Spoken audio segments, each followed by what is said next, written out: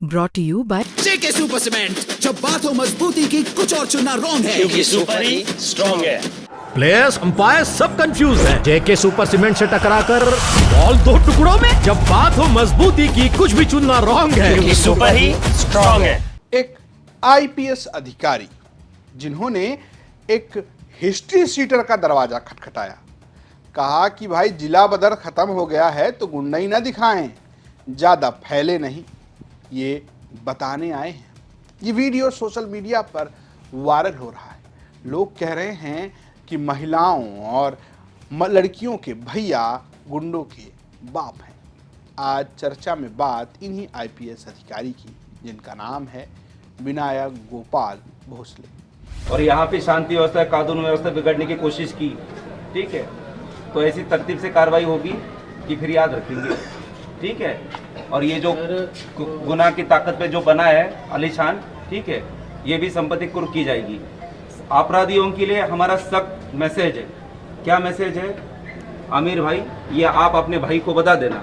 क्या मैसेज है हमारा कि अगर शहर में किसी भी हालत में शांति व्यवस्था, कानून व्यवस्था अगर बिगाड़ने का किसी ने प्रयास किया, खुद किया या किसी और से करवाया, वो कानूनन अपराध के तहत में और गैंगस्टर के तहत में संपत्ति कुर्क तक सब आर्थिक दंड से लेकर लीगल जितने भी प्राविधान है और जिस जिस चीज में आएगा सारी कार्रवाई की जाएगी। तो अभी जिला बदर खत्म होकर जो घूम रहे और दो गाड़ियों का काफिला लेके चल रहे, तो उनको बता देना, ठीक है।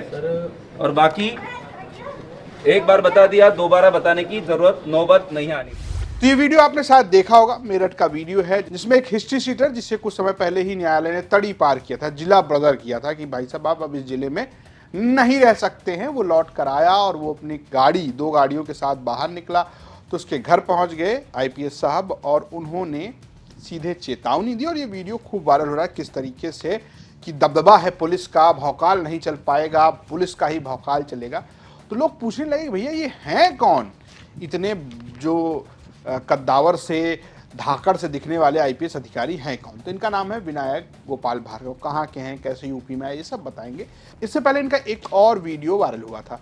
आपको पता होगा कि बीते कुछ समय पहले मेरठ के सेंट्रल मार्केट को लेकर खूब गहमागहमी बची। दरअसल सुप्रीम कोर्ट के आदेश के बाद इस मार्केट को तोड़ा जाना है और उसको गिराया जाना है, जिसपे कार्रवाई होनी है। और वहाँ के जो आम लोग हैं, जो व्यापारी हैं, वो लगातार इस बात को लेकर प्रदर्शन कर रहे हैं। महिलाएं सड़क पर बैठकर प्रदर्शन कर रही हैं। इस बीच कुछ ही महीने पहले एसपी सिटी बने विनायक जो है वो महिलाओं के पास पहुंच गए। उन्होंने हाथ जोड़ लिया और कहा कि आप मुझे भैया कहिए, मैं अधिकारी नहीं हूं, मैं आपका भाई हूं। मैं नहीं चाहता कि कोई शरारती तत्व आके कुछ ऐसा कर दे जिससे ये प्रदर्शन बदनाम हो जाए, कुछ ऐसा गलत हो जाए जो नहीं होना चाहिए। जरा सुनिए, वो वीडियो भी देखिए। तो मैं आपको ये बात बता दूं, प्रशासन और पुलिस, ये आपको जो भी जानकारी जाननी होती है, आपके जितने भी संबंधित है, मतलब हमें माननीय पार्षद जी से भी मिले, इन अध्यक्ष जी से भी मिले, सबसे, तो हमने इनसे भी ये अनुरोध किया है, कृपया डायरेक्टली हमसे पूछे, डायरेक्टली प्रशासन व्यक्ति से पूछे, जिसमें किसी भी प्रकार की अफवाह नहीं फैलेगी। और अफवाह नहीं फैलेगी तो शांति व्यवस्था बनी रहेगी। बस वही आपसे अनुरोध है, ठीक है।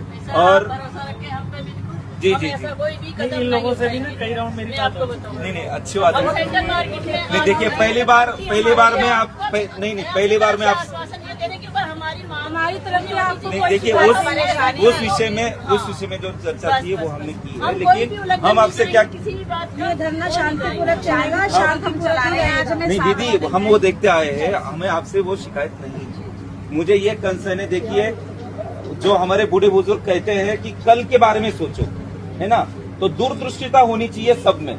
जब आप सारे माता पिता समान है, आप सोचते कि बच्चे को शिक्षा देनी है, फिर वो पढ़ेगा, ये दूरदृष्टिता होती है। मैं पुलिस अधिकारी हूँ, तो मुझे ये सोचना है कि जहाँ मुझे काम करने की मौका मिला है, वहाँ आने वाले टाइम पे कुछ अराजक तत्व ऐसी चीज हरकत ना कर दे जहाँ से उसकी शांति व्यवस्था बिगड़े। और वो एक पॉसिबिलिटी है। जैसे मैं हमेशा मन का मेरा एक अपना है कि मैं हमेशा अच्छा सोचता हूँ, लेकिन मैं बुरे से बुरे चीज के लिए अपनी मन की तैयारी रखता हूँ, जिससे आशावाद मन में रहता है कि क्या हो जाएगा, ज्यादा नींद नहीं मिलेगी, क्या ज्यादा हो जाएगा, तबियत खराब हो जाएगी, लेकिन अच्छा क्या है, काम करेंगे और काम करने आप काम करते रहोगे। एक मैंने दूसरा उदाहरण दिया आपको, तो इसीलिए ऐसी कोई स्थिति अभी मौके पे नहीं है, लेकिन भविष्य में किसी को मौका मत देना। कई जगह पे ऐसा हो जाता है कि बाहर से लोग आते हैं, कई जगह पे आप जानते हैं तुरंत साइबर फ्रॉड जैसी चीजें चल रही है, बाहरी शक्ति उसमें शामिल हो जाती है, फिर वो किसी का मोबाइल से किसी को मैसेज भेजेगी, ठीक है, और वो बिना किसी वेरिफिकेशन के लोग फॉरवर्ड कर देते हैं। व्हाट्सएप हो गया, आपके जितनी भी सोशल मीडिया है, अच्छी बात है, लेकिन इनके जरिए जब मैसेज फैलाना और बिना इस बात को सत्यता जाने कि यह मैसेज सही है या नहीं है, उससे केवल और केवल अशांतता ही फैलती है। तो आप सभी से मेरा मतलब अनुरोध है कि आप सभी भी ऐसी कोई भी बात अगर आपके संज्ञान में आती है, ठीक है, आप तुरंत हमें बताइए, हम हमेशा रहेंगे, ठीक है। तो हमें संज्ञान में आती है, जो सही होगा वो जानकारी हम आप तक पहुंचा देंगे। अगर अन्य कोई भी व्यक्ति जो आपको लगता है जो मतलब बहुत कुछ है और वो कहेंगे तो सच्ची होंगे, तभी भी मैं ये नहीं कहूंगा कि वो झूठ बता रहे होंगे, लेकिन अगर वो भी बताएंगे तभी भी छोटा आपका भाई समझ के, बेटा समझ के आप हमसे उसको क्रॉस वेरीफाई करा लेना। मतलब कोई भी या ये करेंगे या फिर नरेश जी करेंगे या फिर अध्यक्ष जी करेंगे या फिर अंजलि करेंगे, आप हमसे वेरीफाई करवा लेना, जिससे किसी को मतलब किसी भी प्रकार की अफवाह फैलाने का मौका नहीं मिलेगा। फिर वो जो मर्जी साइबर फ्रॉड करा ले या फिर और जो करना चाहे वो करा ले, ठीक है। फिर मुझे वो भरोसा होगा कि नहीं, अगर कोई ऐसी बात है और वो आई भी होगी तो आप सभी लोगों ने मुझसे कहा है और आप सभी लोग हमें बता दें, ठीक है। बाकी वो बता देंगे, ठीक है। आप ख्याल रखिए, ठीक है।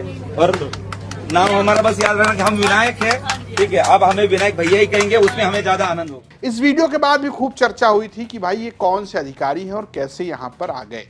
दरअसल विनायक गोपाल भार्गव उत्तर प्रदेश के रहने वाले नहीं, ये मूलतः जो है वो महाराष्ट्र के पुणे के रहने वाले, यानी कि पुणेकर हैं।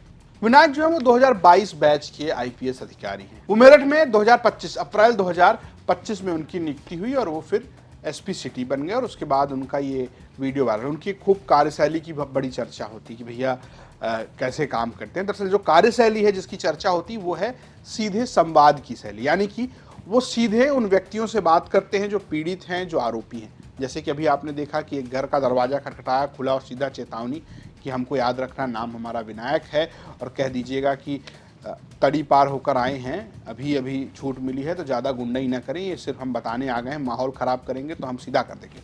इस तरीके की बातचीत, या फिर महिलाओं से बातचीत करना हो, या कुछ समय पहले एक वीडियो वायरल हुआ जिसमें वो 2 बच्चियों को दुलारते नजर आए। तो कुल मिलाकर जो अधिकारी, जो कड़क छवि का अधिकारी, उसके जब 2 पहलू दिखते हैं तो लोग पूछते हैं कि भैया ये हैं कौन। तो इस तरीके के वो अधिकारी हैं जो मेरठ में नियुक्त हैं। मेरठ में उनकी नियुक्ति को लेकर इसलिए भी हमेशा चर्चा रहती है कि मेरठ एक संवेदनशील इलाका है। मेरठ में पश्चिम उत्तर प्रदेश जो है वो बीजेपी की कानून व्यवस्था के हिसाब से बहुत महत्वपूर्ण इलाका है और वहाँ पर जिन अधिकारियों को आप देखेंगे, चाहे अब आप संभल देख लीजिए, चाहे आप मेरठ देख लीजिए, चाहे इसके अलावा और भी जिले देख लेंगे, तो आपको एक से बढ़कर एक ऐसे अधिकारी दिखेंगे जो सुर्खियां बटोरते रहते हैं। अब कारण चाहे जो भी हो, अब उन्हीं में से एक विनायक गोपाल भोसले हैं जिनकी अब चर्चा हो रही है।